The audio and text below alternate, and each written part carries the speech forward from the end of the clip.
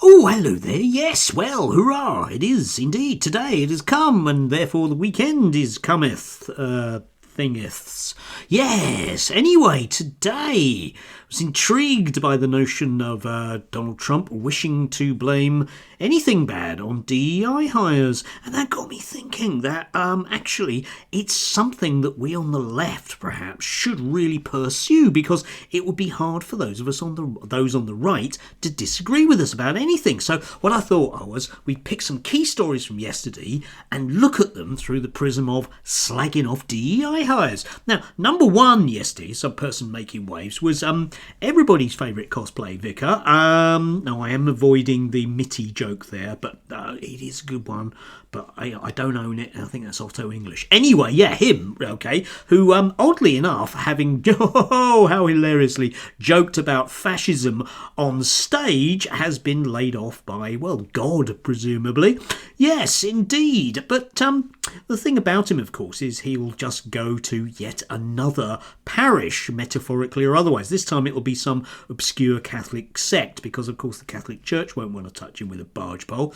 Imagine that, eh? Being too far out there so that the Catholic Church don't want to touch you. You're a bit too much of a fascist for us, mate. Yes. Anyway, him, right, okay. But the thing that gets me, of course, about Calvin Robinson is he has made a career out of being a DEI hire, hasn't he? That's the reason he came to prominence, of course, on the whole GB News thing, because he was that brilliant. Well, we can't be racist because, look, he's sat there, isn't he? And he agrees with us about all the nasty brown people. DEI hire. So I think we can safely ignore everything he has to say, even if it's about slagging off women. Yes, DEI hire. Dreadful people. Not like Trump's cabinet. You can see how brilliant that is, hiring all those straight white people, how competent they are.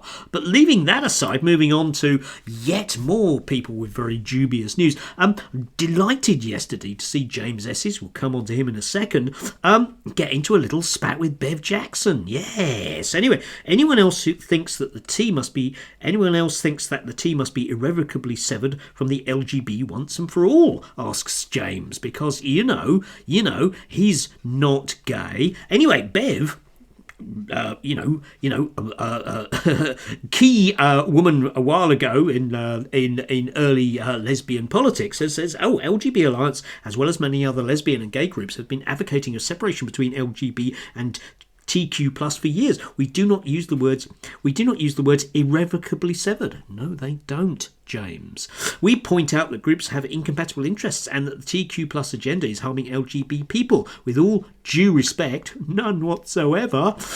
This is not an appropriate area of activism for a straight man. Now, you might think, straight man, that's okay. But of course, James, unfortunately, is a DEI hire because, of course, Matt was a bit worried that, he was looking too straight and normal heterosexual male. I use the word normal very advisedly there, okay? So obviously, he's Jewish and he wasn't even born here. Perfect, eh? Which is why we can just discount what he says. And obviously, Bev Jackson, yeah, it goes without saying, doesn't it? Anyway, yes, as James didn't like that yesterday, because it's awful to be outmanoeuvred when people are doing exactly the same thing that you are, isn't it? It's like telling childless people to shut up about child safeguarding. No, James, it's like telling somebody who pretends to be a therapist and isn't qualified that they're not qualified. I'll put that one out there. And I did have to smile at the ultimate one in terms of, mixing up the whole creeping fascism, deeply obnoxious racism with brutal scaremongering, and oddly this wasn't really covered by the British media. So we get Suella Braverman. Yes, woman of colour. Oh dear, well, we can discount that one, but UK could become Islamist nation with nukes. Okay, greatest threat to US in the next 2 decades, says ex-Secretary Braverman. Yeah, I mean, you would have thought it might be a sort of rising China or perhaps a nuclear-armed Russia, but no, apparently, right, it's a bunch of blokes going to the mosque in Leicester, Luton and Bradford. Yes, you can see how nutty that is. Still, woman, person of colour, I think we can just safely brush them off to one side. And I'm sure all of those right-wingers would agree with me. After all, would you listen to, a woman or a lesbian or some Jewish bloke when you could be listening to some, a proper British nutter like our Tommy or Nigel, proper, decent, upstanding, white, straight, male. The kind of fascism that makes better sense. You know it works, yeah? Adolf Hitler, he didn't hire many women in the SS, did he? Oh no. All of the top jobs went to men. Yeah. Used to have some gay people, didn't he? Yeah, used to like dressing up with all those uniforms and leather. Well, he got rid of them. Night of the Long Knives. See where I'm going with this? Yeah.